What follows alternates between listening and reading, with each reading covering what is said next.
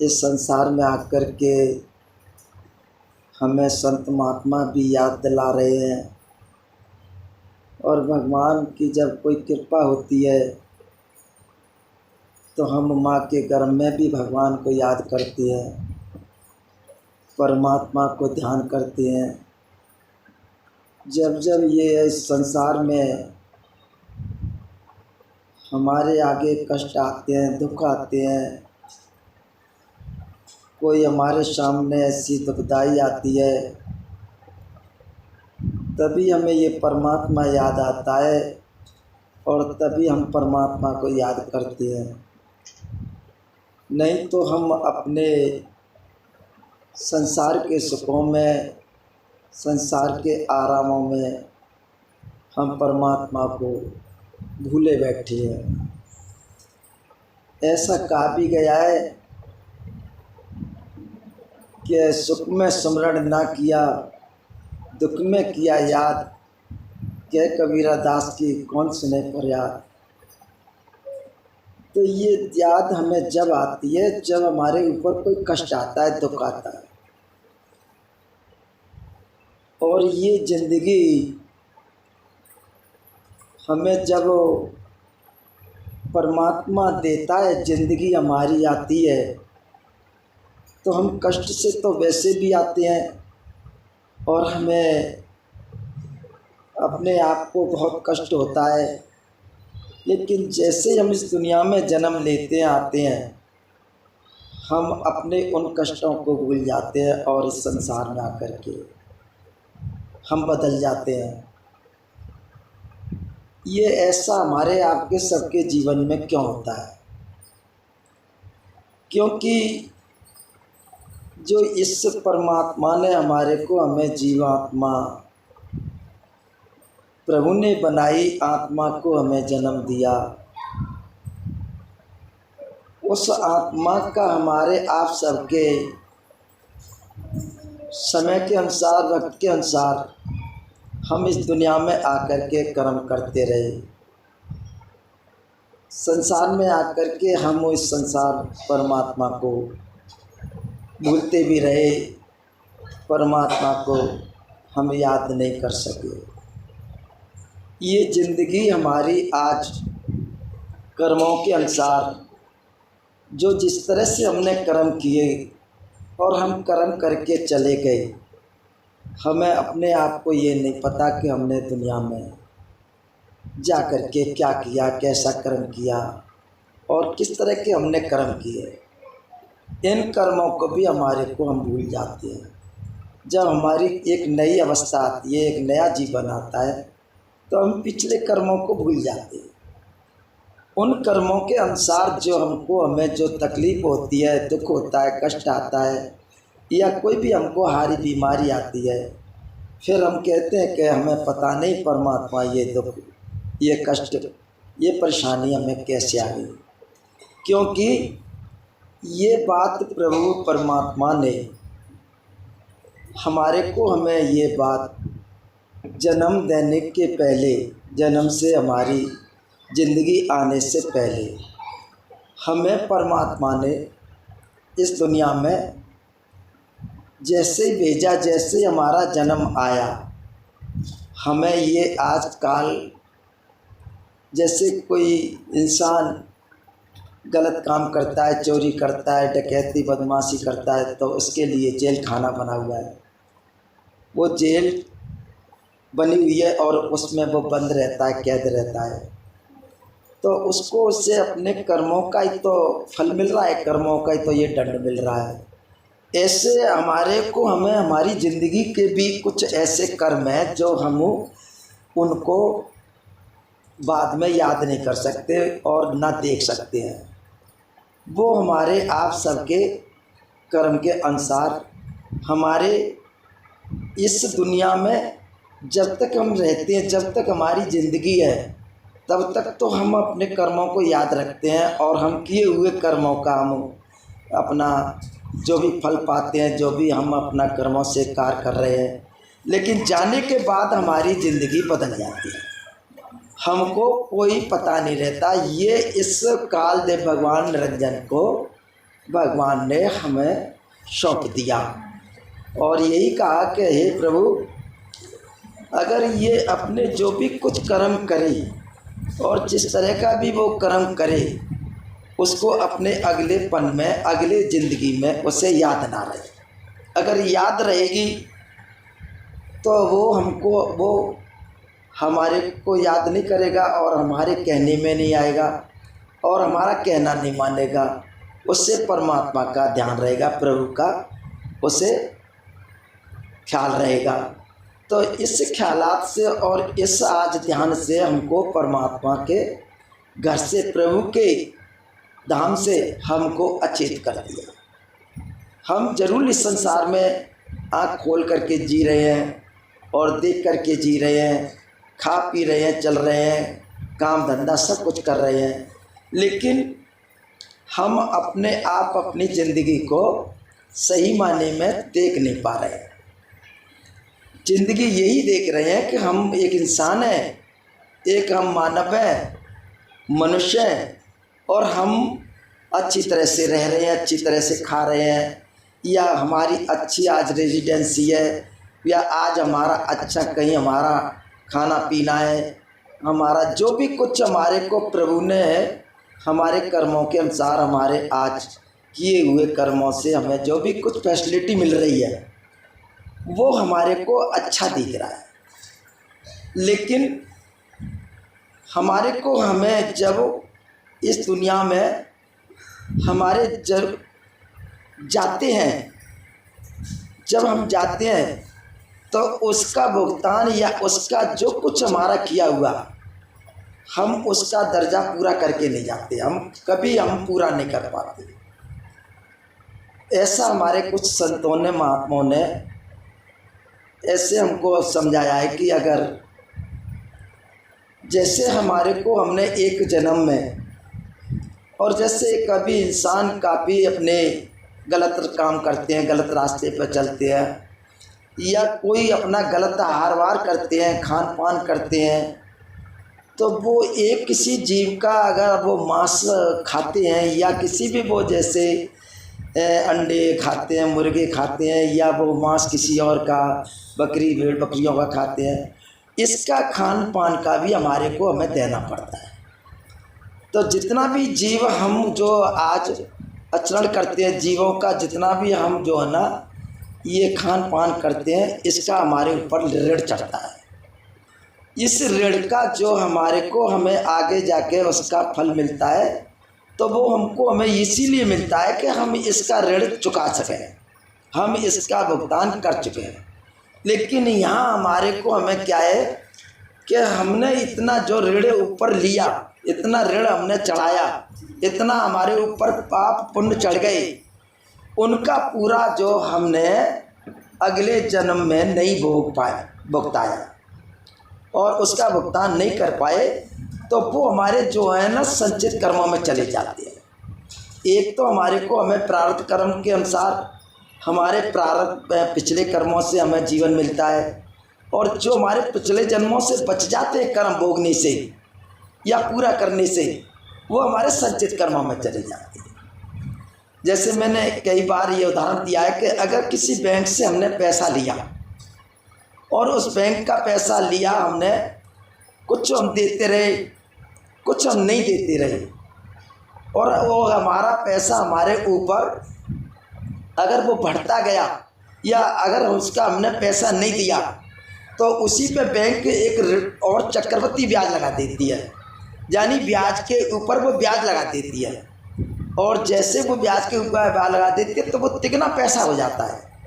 ऐसे ही हमारे कर्म जो होते हैं ना, हम उनको पूरा नहीं कर पाते एक जीवन में, तो फिर वो हमारे अगले जीवन में वो हमारे को वो असंचित कर्मों में भोगने को मिलती है।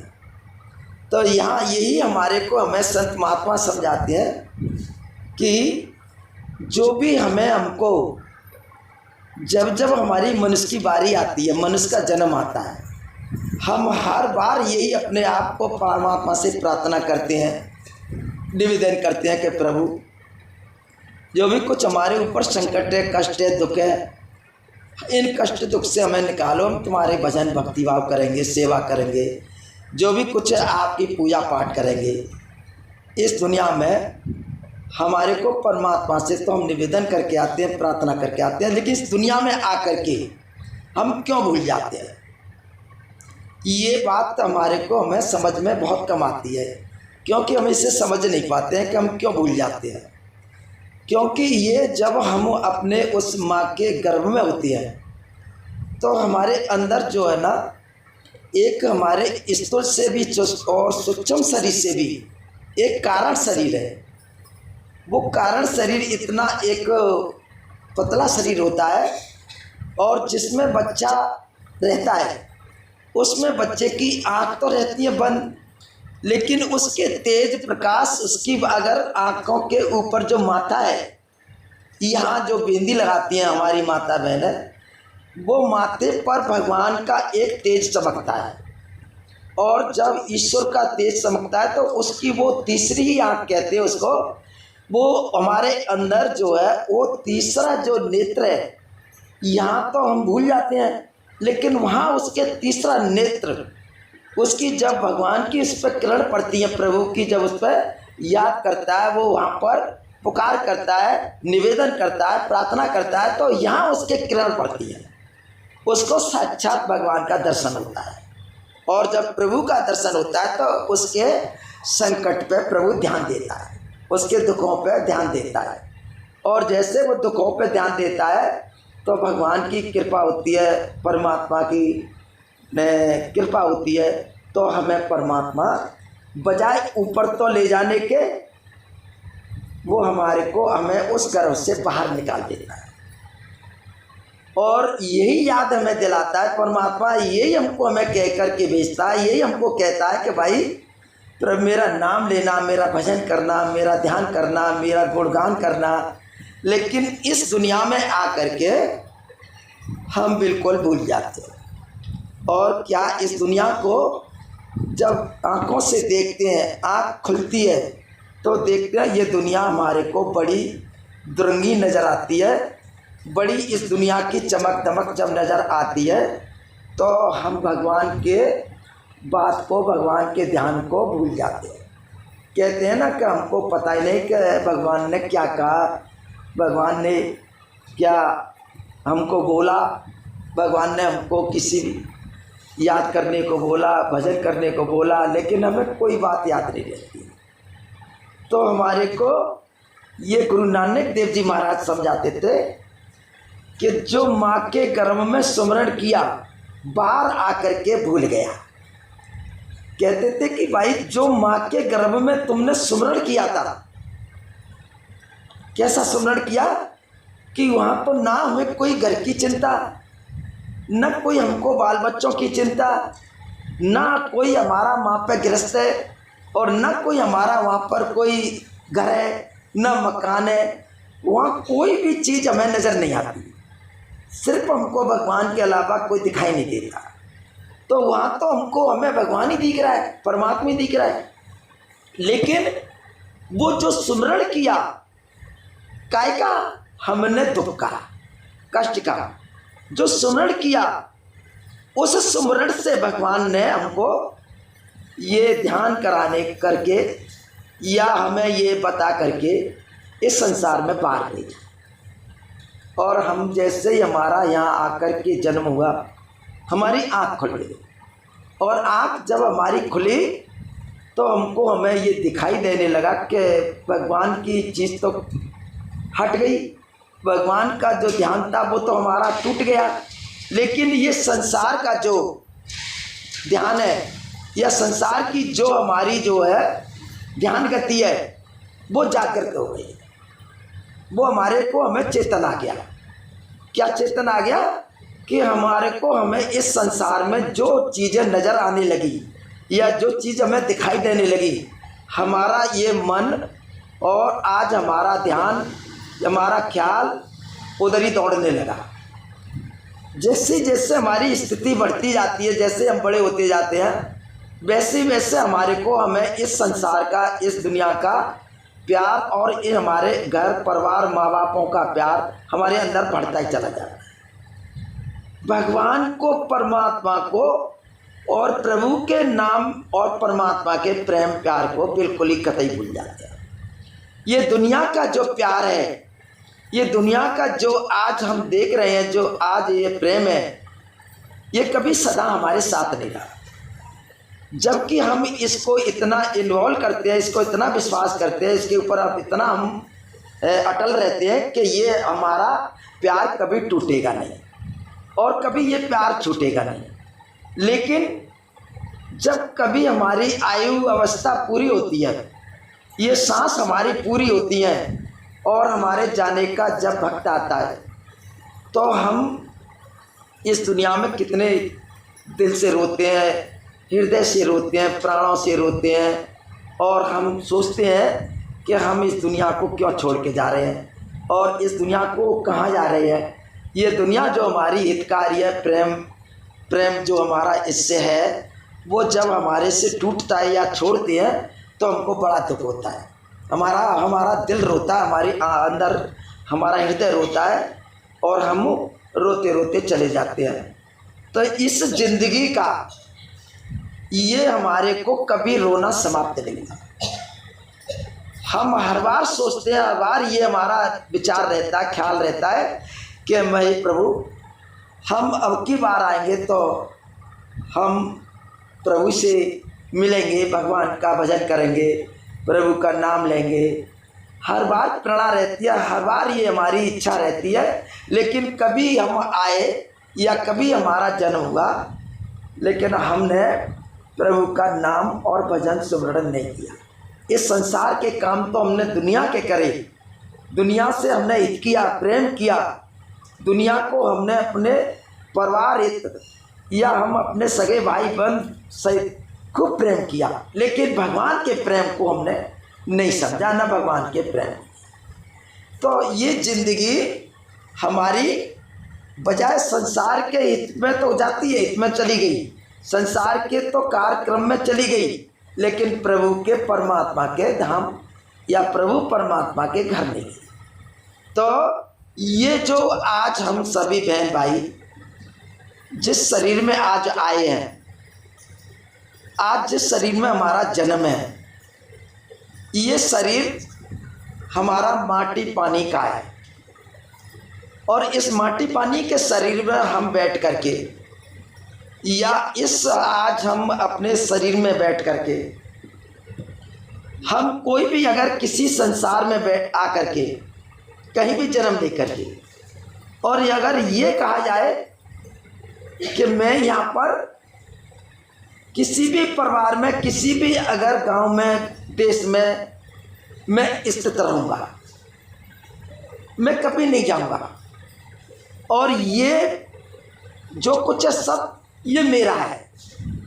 ये जो भी कुछ मैं अगर देख रहा हूँ, जो भी कुछ मेरे पास है, जो भी कुछ मैं इसमें जो भी कमा रहा हूँ या जो भी कार्य कर रहा हूँ, ये क्या है कि ये सब कुछ मेरा है। मैं इसको कभी त्याग नहीं सकता, कभी मैं त्यागूंगा नहीं। लेकिन सज्जनों, हम वास्तव में ही नहीं त्यागना चाहते हैं और हम इसका त्याग करना नहीं चाहते हैं। लेकिन जब कोई अगर कभी हमारी समय वक्त गति आती है, टाइम आता है, तो हमको ज़बरदस्ती छोड़ करके जाना पड़ा, क्योंकि हमें अपनी जो जिंदगी प्रभु ने जितने समय के लिए दी है और जितने आज हमें प्रभु ने सांसें दी हैं, ये जब तक सांस रहती है और जब तक जिंदगी रहती है, जब तक हमारे को हमारा समय पूरा नहीं हो। अगर समय हमारा पूरा नहीं हो या हमारा टाइम पूरा ना हो, हम जब तक अपनी ज़िंदगी में हम खूब खुश रहते हैं, प्रसन्न रहते हैं और जो भी खाते पीते हैं ऐसा आराम से रहते हैं, कोई हमें दुख तकलीफ नहीं रहता है। तो इसे हमारे संत महात्मा बड़े प्यार से ये समझाते हैं कि जो मनुष्य जीवन पा करके, मनुष्य के तन में आकर के हमको अपने इस विषयों के और आज हम अपने इन जो कर्मों को अगर ठीक नहीं कर सके और विषयों को मनुष्य योनि में आकर के हम त्याग नहीं कर सके तो ये नर्तन हमारा नहीं, ये तो एक ऐसे जानवर पशु पक्षियों का है। महात्मा जी समझाते हैं कि भाई नर्तन पाए विषमन दे, ये जो ये जीवन मिला, ये मनुष्य जन्म मिला, तो ये हम विषयों के लिए नहीं मिला, पापों के लिए नहीं मिला, अधर्म के लिए नहीं मिला, ये धर्म के लिए मिला। और आज हमको हमें अच्छे कर्मों के लिए मिला, अच्छे खाने पीने के लिए मिला, क्योंकि मनुष्य का जन्म कोई साधारण जन्म नहीं है। मनुष्य का जन्म कोई ऐसा जन्म नहीं है जिसको हम पानी की तरह इसको बहा देते हैं, एक गेंद की तरह ठोकर मार के इसको समाप्त कर देते हैं। हम इसमें सोच समझ विचार नहीं कर पाते। इस शरीर में, इसी हमारे जैसे मनुष्य के शरीर में भगवान राम आए, भगवान कृष्ण आए, शंकर भगवान आए, ब्रह्मा विष्णु आए। क्या इस शरीर में वो नहीं आए? उन्होंने कोई शेर हाथियों का जन्म लिया, शरीर रखा? नहीं, मनुष्य का जन्म लिया। और मनुष्य के जन्म में आकर के उन्होंने कितने अच्छे काम किए। भगवान राम ने कितने अच्छे काम किए। तो जो आज अगर उनकी तरफ भी अगर ध्यान करके चले, अगर उनकी तरफ भी नजर डाल के चले, तो ये आज हमारा भी अगर शरीर, हमारा भी जीवन राम जैसी प्रक्रिया में आ जाए। जैसे राम ने कर्म किए वो हम भी कर सकते हैं। उन्होंने भी तो मनुष्य जन्म में आकर के ही तो ये कर्म किए। ये तो नहीं कि उन्होंने मनुष्य का जन्म नहीं लिया, उन्होंने हाथी का जन्म लिया, शेर का जन्म लिया, या अदरवाइज उन्होंने कोई दूसरे कर्म किए, मनुष्य जैसे कर्म नहीं किए। लेकिन मनुष्य के जन्म में आकर के उन्होंने मनुष्य जैसा जन्म किया, कर्म किया। तो क्या कर्म किए उन्होंने? कितना अच्छे कर्म किए। और आज वो अपने अच्छे कर्मों के अनुसार, अपने इस दुनिया में जन्म लेने के अनुसार वो आज हमारे भगवान राम बन गए। हमारे को मर्यादा सिखाई, हमारे को माता पिताओं की सेवा समझाई, हमारे को हमें ये खान पान का सब कुछ हमें उन्होंने समझाया। और संसार में उन्होंने राक्षसों का भी वध किया, पापियों का भी नाश किया। तो ये क्या है? एक जो हमारी जिंदगी प्रभु ने हमको बख्शी है, हमें उसी के आधार पे, उसी के तरीके से हमें अपने आप को चलने का तरीका सीखना चाहिए। क्योंकि कह तो दुनिया रहती है कि राम आए, कृष्ण आए, उनका चाहे हम उनके आज पीछे मंदिर बना के भजन कर रहे हैं, चाहे हम उनकी कोई भी किसी तरह की कीर्ति कर रहे हैं, कैसी भी महिमा कर रहे हैं, तो उनकी हम जो भी कुछ भजन कीर्तन कर रहे हैं, जो भी महिमा कर रहे हैं, उनके कर्मों के अनुसार कर रहे हैं और उनके प्रेम के अनुसार कर रहे हैं। क्योंकि भगवान कृष्ण ने प्रेम दिया, प्रेम सिखाया, राम ने मर्यादा सिखाई। तो हमारे को हमें पहले तो प्रेम ही करना सीखना है। प्रेम क्या है? प्रेम ये है हमारा कि जो हमारे को, हम एक दूसरे के सामने हैं, या हम परिवार में हम 2-4 अगर सदस्य हैं, या हम कोई मेंबर हैं, हमारे अंदर इतना प्रेम होना चाहिए, इतना प्रेम होना चाहिए कि हम अपने प्रेम से कभी कोई किसी प्रकार से ये दूर ना हो। अपने प्रेम से कभी हमारा प्रेम जो है ना एक दूसरे के विपरीत ना हो। क्योंकि ये हमारे अंदर, आपके अंदर प्रेम जो हमारा विपरीत होता है, तो ये क्या है कि एक हमारे को हमारी ये मन की कड़ी जुड़ जाती है। एक मन की कड़ी जुड़ने पे हमारे को हमारे प्रेम में प्यादा आ जाती है, और हमारे प्रेम में वो मन की जो कड़ी है वो तोड़ देती है। तो ये मन जो है ना हमारे प्रेम को ये तोड़ देता है। जो मन के अगर अनुसार हम काम करते हैं और भगवान के अगर अनुसार काम नहीं करते हैं तो भगवान की जो भी धारा है, भगवान की जो भी कृपा है, भगवान की जो भी मेहरबानी है वो उसको मन हमारा जो है ना तोड़ देता है। तो इस मन को इससे ही समझाना, इसी को अपनी मर्यादा में लेना, इसी पे काबू करना और इसी के ऊपर अंकुश लगाना, ये हमारी पहली सिद्धि है प्रभु से मिलने की। अगर हमारा पहले अगर मन ही नहीं अगर हमारा स्थित होता है और मन अगर ये चंचल रहता है तो हमारी कभी भी कोई प्रभु की प्रेम की धारा में हम कभी नहीं आ सकते, हमारे अंदर प्रेम नहीं आ सकता। क्योंकि जो मन है ना वो कभी नहीं चाहता कि इसको भगवान का प्रेम हो। ये मन कभी नहीं चाहता कि भगवान के घर में ये जाए। मन ये चाहता है कि तू मेरे ही इस लोक में रह, मेरे ही इस धाम में रह, मेरे से तू बाहर ना जा, और जो तू चाहे सो मैं तुझे दूंगा। तो मन से जो भी हम पुकारते हैं, मन से जो भी हम चाहते हैं वो हमारी इच्छाओं और हमारी मनोकामनाओं को पूरी करता रहता है। लेकिन भगवान के घर में जाने को हमें याद नहीं दिलाता है, ना भगवान के घर की याद हमें करने देता है। यहाँ तक है कि अगर हम कोई भी किसी तरह से अच्छी भी पूजा पाठ करके और दान धर्म पुण्य करके, और अगर हम एक अगर अच्छे कर्म से और अगर हम निकल जाएं तो हमारे को हमें वैकुंठों में, स्वर्गों में, या हमें ऐसे अपने जो है ना देवलोकों में पहुंचा देता है और हमको अच्छी तरह से वहाँ पर बैठा देता है। हम इस सुख को तो पा सकते हैं, चाहे देवलोक का हो, चाहे वो वैकुंठ का हो, चाहे वो काऊ लोक का हो। तो तीन लोक जो काल के अंडोवर है उनमें वो हमें सुख तो दे देता है।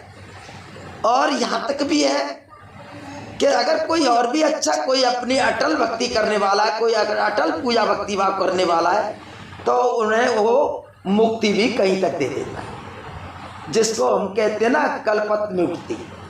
वो हमेशा की मुक्ति नहीं, कल्पत मुक्ति का होता है मतलब कि कभी भी जे किसी भी कल्पना में जे खो सकती है, जे डाउन हो सकती है, जे आ सकती है नीचे। ये हमारी जो है ना हमेशा की मुक्ति नहीं।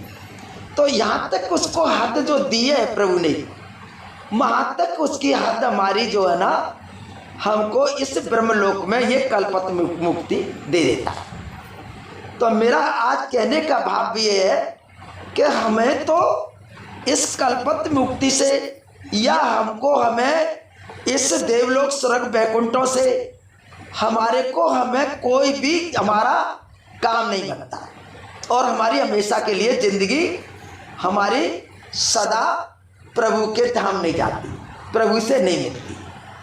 तो ये बात हम सभी माता बहन भाई समझने के योग्य है कि जो कभी किसी अगर सतयुग में, कभी युग में उन्होंने कितनी अच्छी अच्छी तपस्या करी, जंगलों में करी, गुफाओं में करी, उन्होंने ऐसी करी कि उन्होंने कभी किसी तरह का कोई पाप पुण्य नहीं किया और उन्होंने तपस्या करी।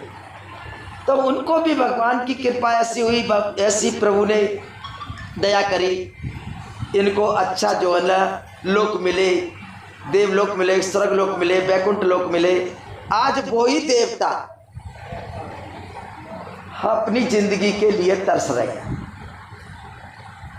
हमारे को हमें समझ में नहीं आता कि हम कहते हैं कि देवता शायद सुखी हैं, या देवता हमारे को हमारी ज़िंदगी का जो हमारे को हमें देवता कुछ हमारी मदद करते हैं ना, तो वो उन देवताओं से हमारी जो मदद हो जाती है, तो हमारे लिए तो वो देवता क्या भगवान है। लेकिन वो हमारे भगवान नहीं, वो हमारी एक हेल्प करने वाले देवता हैं। अगर जितना उनको सामर्थ्य है, जहाँ तक उनको प्रभु ने सामर्थ्य बनाया है, वो हमारी मदद कर देते हैं। कोई भी संकट, कोई अगर वक्त समय आता है तो वो हमारी मदद कर देते हैं। लेकिन ये कहा जाए कि हमारी ज़िंदगी को हमेशा से मुक्ति दे दे। हम अगर भगवान के घर में अजर अमर देश में पहुंच जाएं या अजर अमर हो जाएं, वो चीज़ इनके हाथ में नहीं है, वो तो इनकी भी मुक्ति नहीं है। तो यही हमारे संत महापुरुष समझाते हैं कि जैसे देवता आज हमारे द्वापर त्रेता निकल गए, सतयुग निकल गया, लेकिन देवताओं का जो आज समय नहीं बदल पाया। देवताओं का जन्म या देवताओं की जो स्थिति या देवताओं का जो परिश्रम, वो अभी तक समाप्त नहीं हुआ। वो यही प्रार्थना कर रहे हैं कि प्रभु, अगर मेरा ये परिवर्तन हो जाए और मैं मनुष्य के जन्म में आ जाए, तो हम भी भगवान तुम्हारा भजन करके, नाम ले करके हम भी भगवान के घर में आ जाएं। लेकिन देवता, बड़ा मुश्किल की बात होती है, बड़ा ये सोचने की बात होती है कि उनका भी जो उन्हें कार्य या उनको समय दिया है, वो अपने समय के अनुसार ही कार्य करेंगे और समय के अनुसार ही आएंगे। तो ये जो मैं अभी बता रहा हूँ कि देवता भी अगर देवलोक में हो या वो स्वर्ग लोक में हो, ये उनका भी टाइम और समय है। हम लोगन का जो आज समय है, वो हमारे देवताओं का भी समय नहीं है, क्योंकि उनको तो मनुष्य जन्म मिलेगा तब करेंगे, लेकिन हमको मनुष्य जन्म मिल करके हम इस परमात्मा का नाम भजन नहीं करते हैं। उनका कोई भी अगर नाम नहीं लेते हैं, और प्रभु के नाम के बिना हम आज इस कलयुग में से कभी परमात्मा से नहीं मिल पाएंगे। बस कलयुग केवल नाम आधारा और समर तुम हो जा पारा। ये कलयुग में नाम प्रभु का है और संसार में कुछ नहीं। ये तो हमारा कोई भी अगर हम पुण्य करते हैं, धर्म करते हैं, ये एक इसका हमें जरूर परोपकार मिलता है। लेकिन नाम की भक्ति करते हैं, भजन करते हैं, तो हमको मुक्ति मिलती है, भगवान का घर मिलता है और प्रभु के धाम जाते हैं। तो कलयुग में भगवान ने, प्रभु ने अपने नाम की महिमा रखी है, और बिना नाम के हम प्रभु के धाम नहीं जा सकते।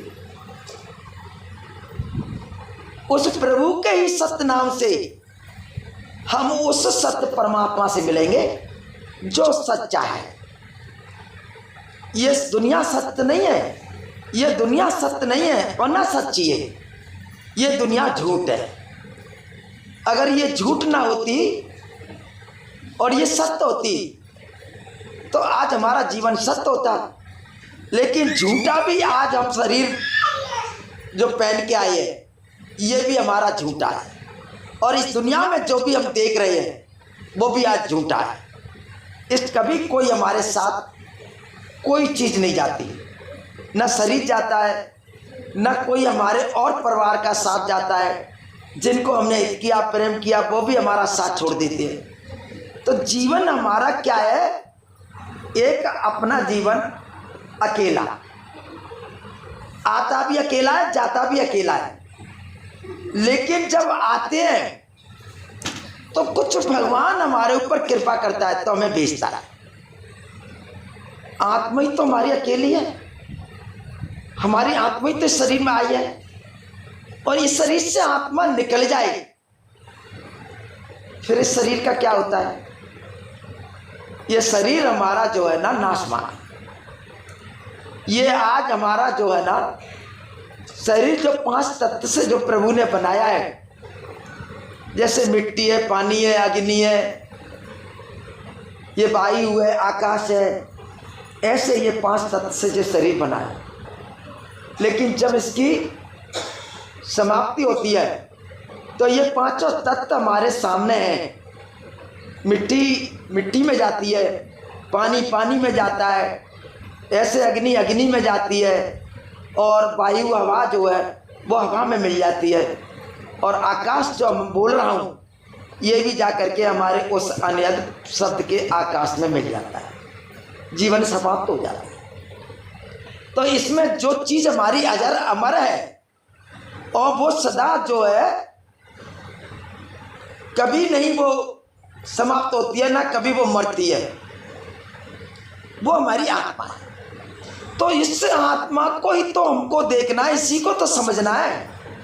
बाकी हम शरीर को देखते हैं या ये शरीर को समझते हैं, तो फिर हमारी आत्मा जो है ना, फिर ये कभी प्रभु परमात्मा से नहीं मिलती। हम आत्मा को देख करके ही हम परमात्मा से मिलेंगे, और हम आत्मा से प्रभु को नहीं देख पाएंगे तो हम परमात्मा को कहाँ पाएंगे। आत्मा से ही परमात्मा को देखना, परमात्मा ही हमारी आत्मा को देखेगा, तभी हमारा मिलन होगा। तो ये हमारा जो मन है, ये मन, ये एक हमारा जो है ना, हर वक्त हर समय से हमारा मन जो है ना, ये जागता रहता है, ये कभी नहीं सोता। अगर हम दिन में सो गए, दिन में अगर रहते हैं तो ये दिन में दौड़ता रहता है, कभी कहीं कभी कहीं, कभी कोई काम कर रहा है, कभी किसी कोई काम कर रहा है।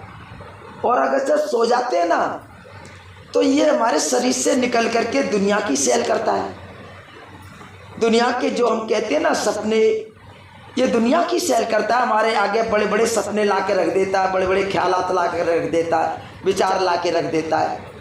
तो ये मन हमारा नहीं सोता।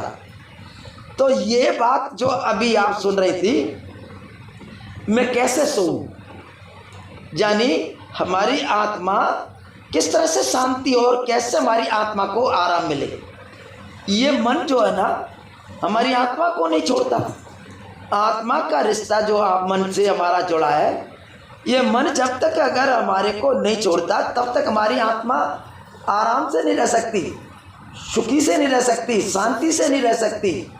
जब तक इस हमारे घर में रहेगी, जब तक इसका घर में निवास है और मन के साथ है, ये कभी भी आराम से नहीं रह सकती।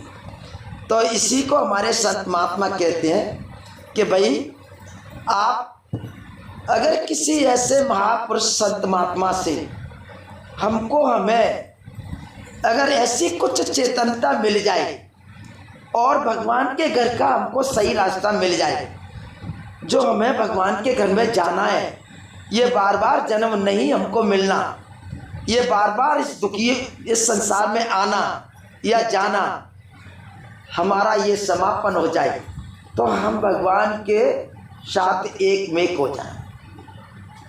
जैसे भगवान समुद्र है, समुद्र का पानी कितना भी भाप बन के ऊपर उड़ जाए और वर्षा बन के जमीन पे गिर जाए, लेकिन उसका तत्व समुद्र है। वो फिर भी उससे पानी जब उसको धूप लगती है तो फिर आकाश में चला जाता है, और आकाश में जब उसको अपना खुद ख्याल आता है कि मैं एक समुद्र की बूंद हूँ और मेरा रूप समुद्र है, मैं समुद्र के ही गठ से निकली हुई हूँ, तो मैं समुद्र में ही गिरूँ, तो वही आत्मा समुद्र में मिल जाती है। यानी कहने का भाव ये है कि अभी जो हमारी आत्मा इतनी छोटी है, लेकिन वो बहुत भगवान की अंश है और बहुत बड़ी है।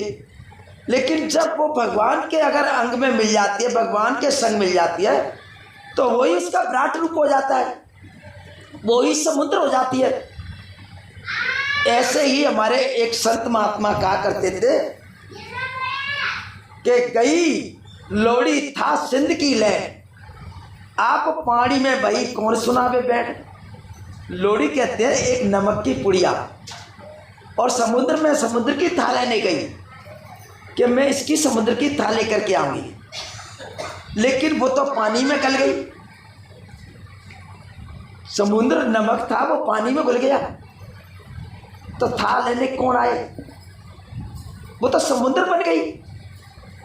इसी तरह से हमारी आत्मा अगर ये भगवान के लिए कुछ चेष्टा करे और भगवान से मिलने के लिए कुछ अपने अंदर कुछ ख्याल करे और प्रभु के लिए कुछ अपना तड़प पैदा करे, ये अगर जब हमारे अंदर भगवान की तड़प आएगी ना तो जरूर भगवान हमारी सुनेगा। पानी की प्यास लगती है और हमको जोरदारी से प्यास लगती है तो हमें ये नहीं देखते कि पानी मीठा है, ठंडा है, गर्म है या ये कैसा पानी है, हमको अपनी प्यास बुझानी पड़ती है। ऐसे ही जब हमारे अंदर भी भगवान की प्यास लगे, तड़प लगे, तभी हमारा भगवान सुनता है। भगवान नहीं सुनता। क्यों? ये संसार में आज हमारे जीव जंतु है, पेड़ वृक्ष है, जानवर पशु पक्षी हैं, इनकी कोई आवाज़ सुनता है? चाहे बकरी चिल्ला रही है, चाहे हाथी चिल्ला रहा है, चाहे शेर चिल्ला रहा है, चाहे कोई भी और जानवर चिल्ला रहा है, लेकिन प्रिय सज्जनों, चैंटी की आवाज़ को प्रभु सुन लेता है। चैंटी की आवाज़ को प्रभु सुन लेता है। तो जो कि इतनी छोटी चैंटी, उसकी आवाज़ कितनी होगी? किसी ने सुनी है? किसी ने नहीं।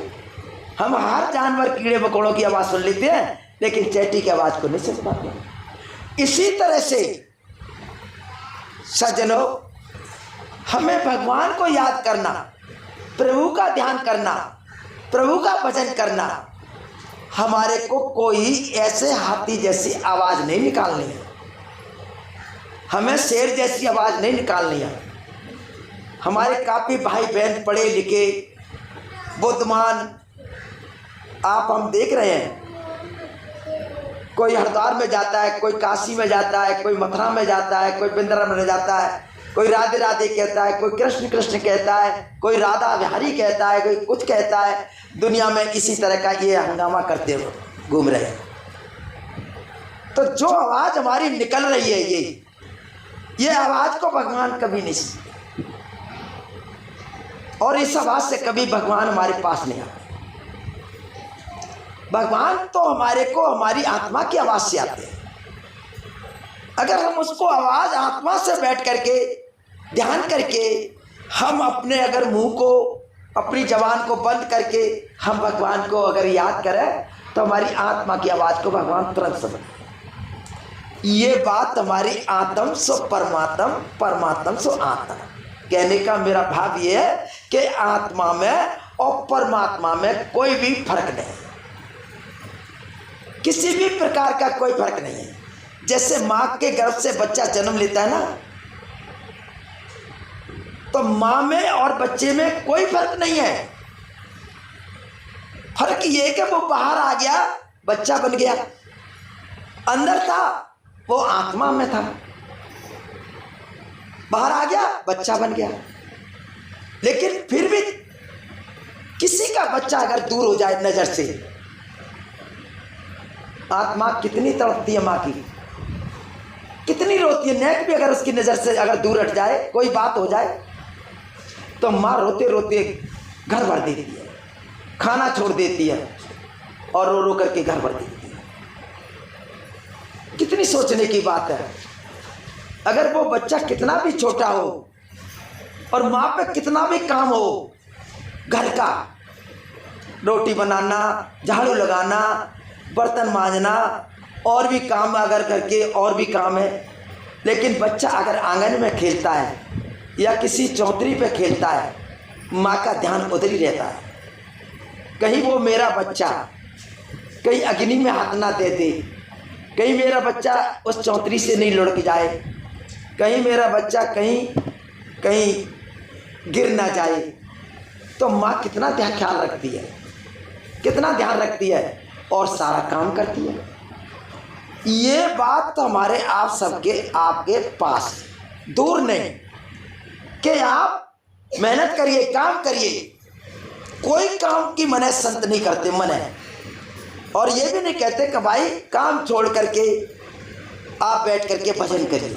नहीं, काम करिए और अपना काम पूरा करके आप अपने बिल्कुल फ्री होकर के तब मेरा भजन करिए। लेकिन जो काम तुम कर रहे हो, जिस काम में आप जुटे हो, जिस काम को तुम भाग करके कर रहे, दौड़ करके कर रहे, खेत का कर रहे हैं, हार का कर रहे हैं, या आप कोई किसी का अपने घर परिवार भैंस पॉइंट का जानवरों का कर रहे हैं, लेकिन हमारे अंदर हमारी आत्मा उसका भजन करती है। इसको कहते हैं ज्ञान। आत्मा का भजन हमारे अंदर चलता है।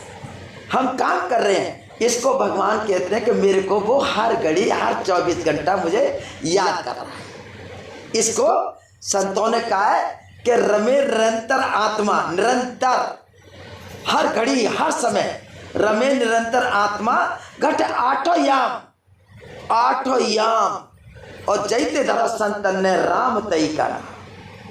राम वही है जो हमारी आत्मा में रमण हो रहा है, निरंतर हमारी आत्मा रमण है।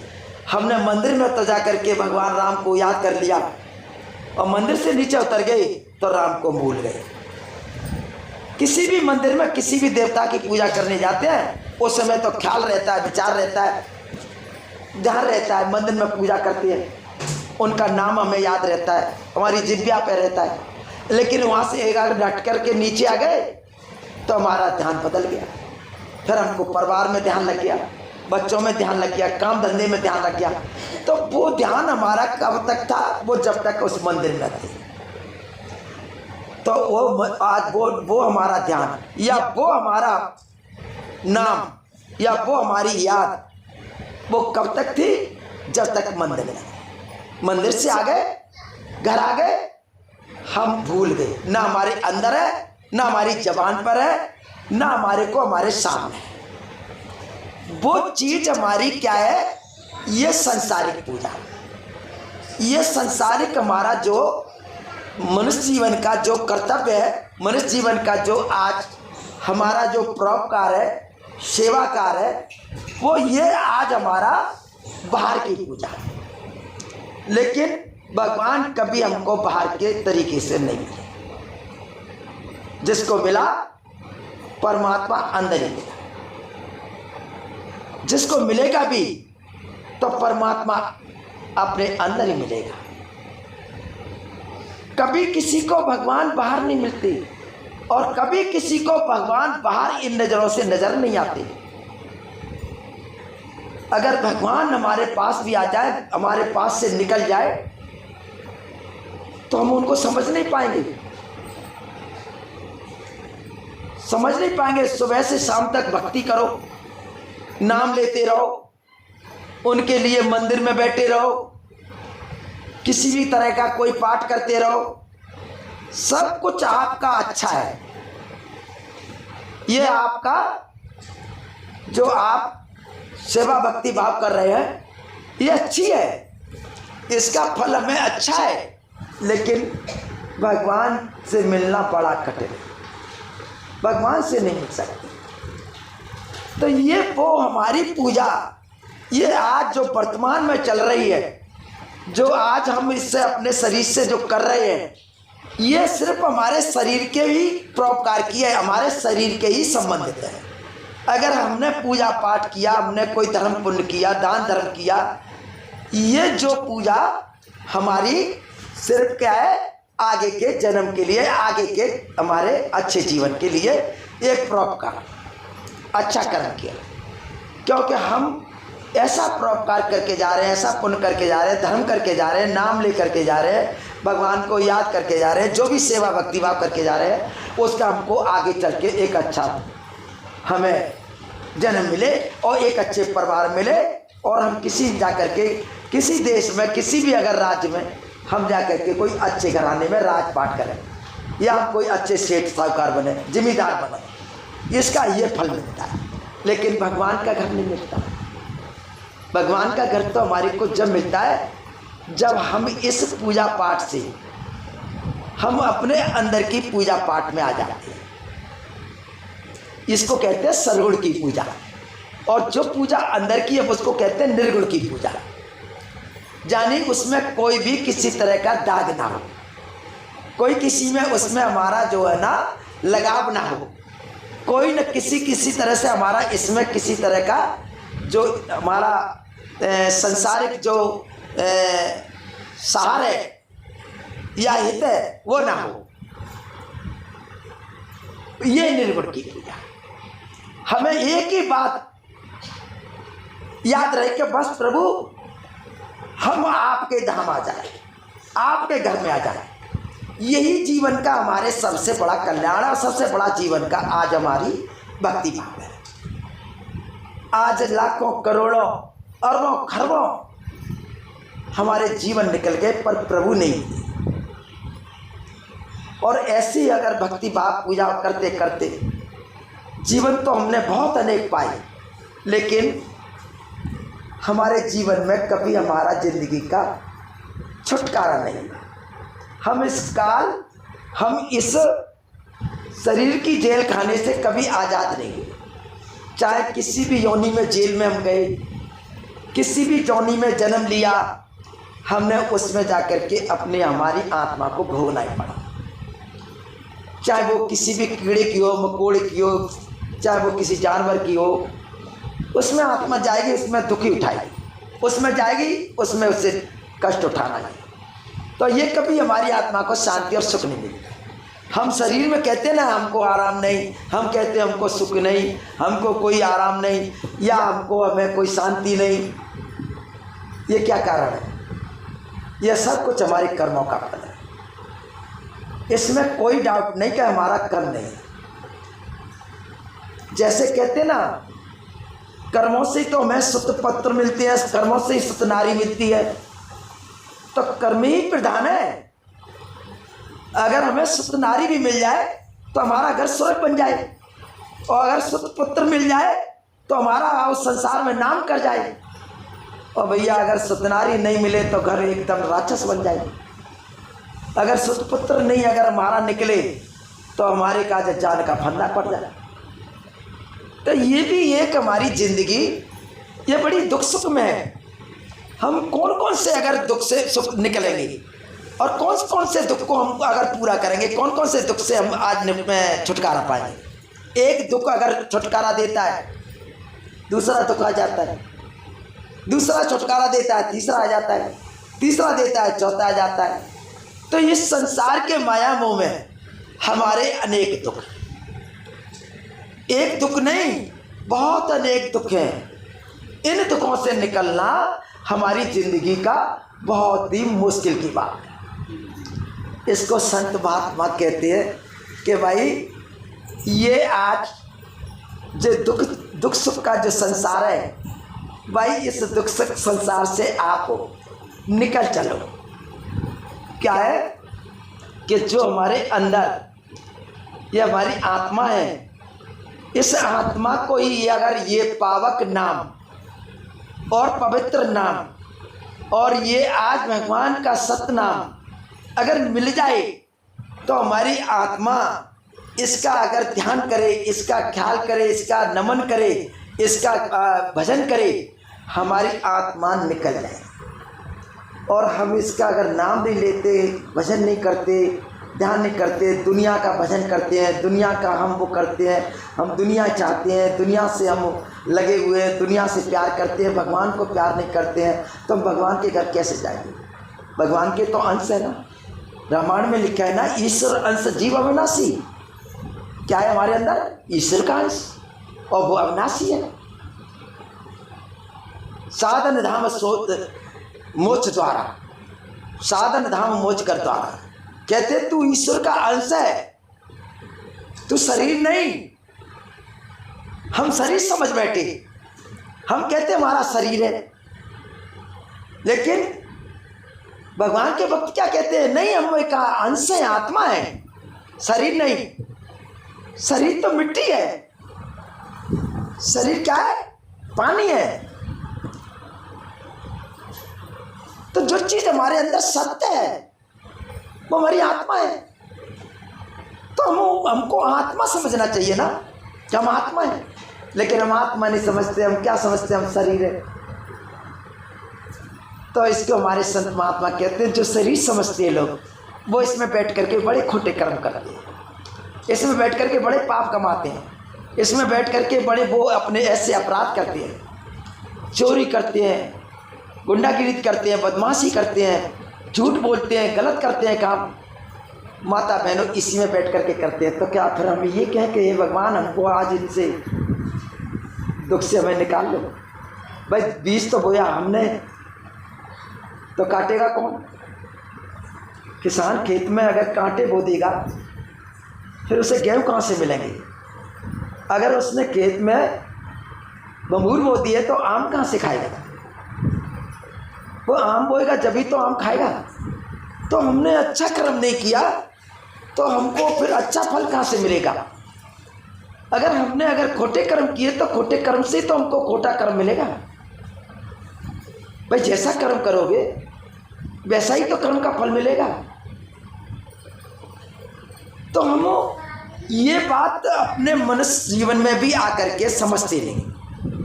हमें यही बात समझा रहे हैं संत महात्मा कि नर्तन पाए विषय मन देई ताय समझ बिसरेई ताय पलट सुधा बिसलेई।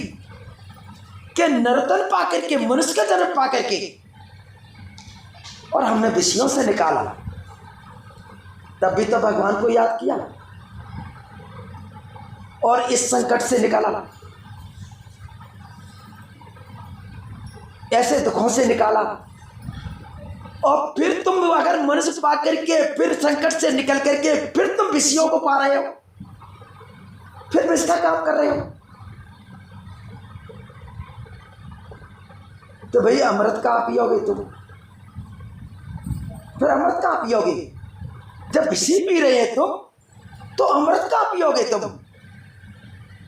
भाई अमृत तो जब ही पियोगे जब तुम अमर लोक को चलोगे।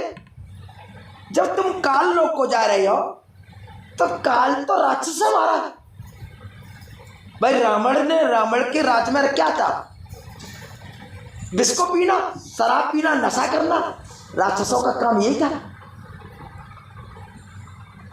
कितना बड़ा वो वेदांती था और कितना बड़ा ब्राह्मण था, लेकिन फिर भी वो बिना नशा के नहीं रहता था, बिना वो शराब पिए नहीं रहता था। तो राक्षस था ना। उसको अपने में अगर वेदों का अगर उससे कुछ अगर रिजल्ट मिल गया तो घमंड आ गया। वहां तक अगर उसने सेवा कर ली तो क्या उसको घमंड आ गया? लेकिन बहनों, हरि को ये घमंड नहीं भाता, अहंकार नहीं भाता। भगवान कहते हैं हरि को कि भाई ये तेरा अहंकार जो मुझे नहीं अच्छा लगा। हरि को अहंकार नहीं भाता, क्योंकि भगवान ने हमको कभी ऐसा अहंकार नहीं दिया। हमको एक परमात्मा ने आत्मा का प्रेम और प्यार दिया। भगवान ने कभी किसी अहंकार के लिए नहीं भेजा। हम अहंकार करते हैं कि हमने ये बना लिया, हमने ये कर लिया, हमने वो कर लिया, मेरे पास इतनी ज़मीन है, मेरे पास ऐसा बिजनेस है, या मैं इतने पैसे वाला हूँ। ये क्या है? कितना है तुम्हारे पास? अगर भगवान चाहेगा तो एक दिन में छीन लेगा। हमारा कुछ नहीं। भाई भगवान का सब कुछ है, हमारा कुछ नहीं। हमें तो ये अपने प्रभु के चरणों में विनती करनी है कि प्रभु ये तेरा तुझको अर्पण, हमें कुछ नहीं चाहिए। बस हमें इतना चाहिए कि तू हमें अपने देश या अपने गांव या अपने घर बुला दे। हमारा इस संसार से जन्म मरण का रिश्ता खत्म कर दे। बहुत दुख भोग लिए इस संसार में आकर, बहुत दुख पा लिए हम। कई जन्म भाई कीट पतंगा, कई जन्म भाई तुम मृकुरंगा, कई जन्म भाई तुम सर्प केचुआ, अरे कीड़े बने, मकोड़े बने, सर्प बने, बीचू बने, ना जाने लाखों करोड़ों जन्म बने। हमारे कितने जन्म निकल गए भाई। अब मिले जगदीश मिलन की बरिया दे सजरिया। अब ये भगवान की मिलने के लिए भगवान ने हमको नर्तन दिया है। तो नर्तन पा करके हमको विषयों को नहीं पीना चाहिए। हमें किसी तरह से इस विषयों से निकलना चाहिए। भगवान का मंदिर है जी, ये प्रभु का मंदिर है, कोई मंदिर नहीं। भगवान ने कोई मंदिर नहीं बनाया, हमने दुनिया के मंदिर बनाए हैं, लेकिन भगवान ने तो ये मंदिर बनाया। हरि मंदिर ये शरीरा भगवान का मंदिर ये है। और इसमें हम अंडे खाते हैं, मांस खाते हैं, या मदरा पीते हैं, शराब पीते हैं, दारू पीते हैं, ये भगवान का मंदिर क्या कहेगा तुमसे? इसमें भगवान बैठा है, इसमें वो क्या कहेगा कि यार ये तो बड़ा पापी इंसान है। मैंने तो सोचा शायद तो ये नर्तन पा करके मेरा भजन करेगा और ध्यान करेगा और मेरे धाम आएगा, लेकिन ये तो यहाँ पे जहर पी रहा है। तो ये जीवन हमारा क्या होता है? खाक में मिल जाता है। ये जीवन हमारा जैसा आया वैसा ही चला गया, कोई लाभ नहीं। फिर हमारे को हमारे संत कहते हैं, ताय पलट सुधा कही बिसलई, ताय पलट सुधा बिसलई, ताकू भला कहे ना कोई ये नर्तन कहो बेकार। जाने ऐसा काम कर लिया पलट करके तो ये नर्तन फिर हमारा किसी भी काम का नहीं। फिर जाने पता नहीं कीड़े में गए, न जाने हम किसी के कीड़े बने, मकोड़े बने, घास बने, फूस बने, 84 लाख योनियां हैं। इनका भोग भोगने के बाद में नर्तन का वक्त आता है, एक जीवन मिलता है। कितनी सोचने की बात है। 84 लाख भोगने के बाद में ये जीवन आया और इसको भी अगर पलट करके विषयों में बर्बाद कर दें और इसको भी भगवान का भजन नहीं कर पाए, इसमें भगवान का नाम नहीं ले पाए, तो ये मनुष्य जन्म काय को आपने लिया, क्यों पाया? इससे तो जैसे तुम कीड़े मकोड़े में पड़े वैसे पड़े रहते। लेकिन भगवान कहता है कभी तो इसको याद आएगी। फिर भी भगवान मौका देता है, चांस देता है, चल भाई तुझे बहुत दुख भोगे हैं, बहुत कष्ट भोगे, तू अब मेरे इस नतन में आकर के मेरा ध्यान कर, भजन कर, पूजा कर, तू मेरे धाम आ जा। माता बहनों, भगवान के घर को भूल के बैठे हैं और हम इस संसार के नासमान घर में आज अपना घर समझ के बैठे। सबसे बड़ा धोखा तो यही है। हम आप लोगों के सामने क्या तो ताजमहल की तारीफ करें, क्या किले की तारीफ करें, क्या ऐसे आज 40 महलों की तारीफ करें जो आज उसको अपना समझ करके और वो छोड़ करके चले गए। क्या ताजमहल चला गया, किला चला गया? कोई किसी के साथ नहीं जाता, वो सब कुछ यहीं छोड़ करके जाना है। तो माता बहनों, संग क्या जाता है, संग क्या जाता है? बड़ी सोचने की बात है कि संग क्या जाता है। हमें विचार ये आता है कि जो संग जाता है उससे हम नहीं समझ पाते, और संग नहीं जाता है भाई हम सब कुछ समझते। तो संग जाता है क्या? तो भाई भगवान का नाम और क्या हमारा सतगुरु। सतगुरु, सतगुरु ही भगवान ही उसको भेजता है। भगवान अपने घर से सतगुरु भेजता है और अपनी आत्मा को ही ऐसे भवसागर से तारने के लिए, और वो सतगुरु ही उन पर दया करके और फिर प्रभु के घर ले जाता है। सज्जनों, अंदर जाके देखो, अंदर ध्यान करके देखो, भजन करके देखो, अंदर कितना प्यार है, कितना प्रेम है। हमें ये संसार का प्यार उसके आगे जरा भी नहीं है, ये फीका है, ये बिल्कुल प्यार झूठा है। सच्चा प्यार हमारे अंदर है जो भगवान से अटूट है, भगवान से प्रेम कराता है। भगवान के घर में हमारा प्रेम होता है, वो अपार है, उसका कोई किनारा नहीं, अथाह नहीं, वो बहुत महासागर है। बहन, यहाँ सीमित प्यार है। चाहे किसी चीज़ में हम प्यार करें, वो चीज़ हमारे को इतने समय तक प्यार देगी जब तक वो संसार में है, और जाने के बाद खत्म।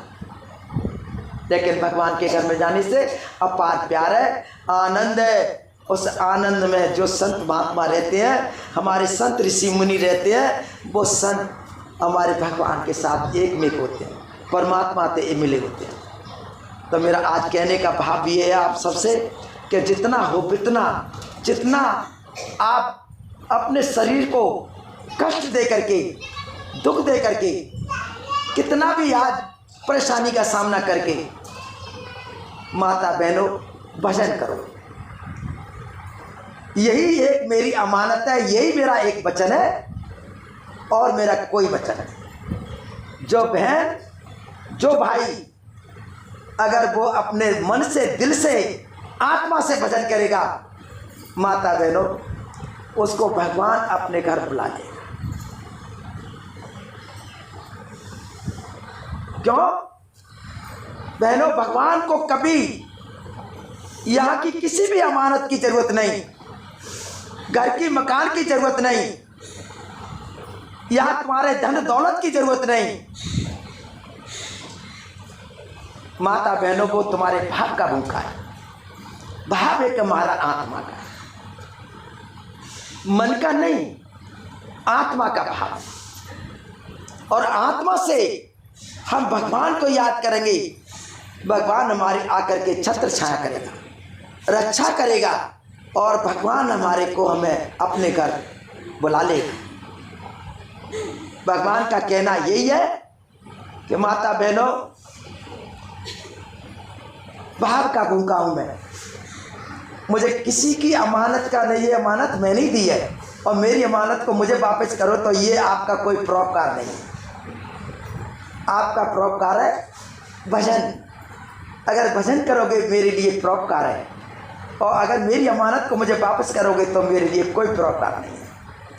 मैं भाव का भूखा हूँ, और भाव ही मेरा सार है, और भाव से जो कोई बजेगा उसका बीड़ा।